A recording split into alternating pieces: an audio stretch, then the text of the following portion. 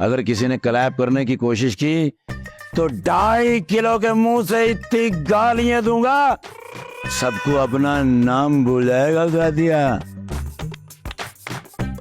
Wow, तुम तो बहुत अच्छे एक्टर हो सस्ते, बल्कि बहुत बड़े एक्टर हो। तुमने कभी फिल्म, टीवी या स्टेज पे ट्राई क्यों नहीं किया? बस किसी ने इस काबिल ही नहीं समझा।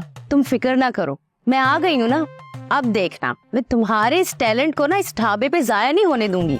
मैं तुम्हें चांस लेके दूंगी, फिर तुम देखना कैसे रातों रात तुम स्टार बन जाओगे। मैं तो तुम्हारे आंगन का चांद बनना चाहता हूँ गोरी, और तुझे अपनी चांदनी बनाना चाहता हूँ। बस कर दो सस्ते, आई एम इम्प्रेस्ड। मुझे तुम्हारी एक्टिंग का पता चल गया है। तुम सच में बहुत अच्छे एक्टर हो। भाई, तुमने तो अपने ढाबे पे पूरी पाकिस्तानी सिनेमा की हिस्ट्री को सजाया हुआ है। बस लोगों को ये हिस्ट्री लगती है, लेकिन मुझ जैसों के लिए ये जिंदगी है।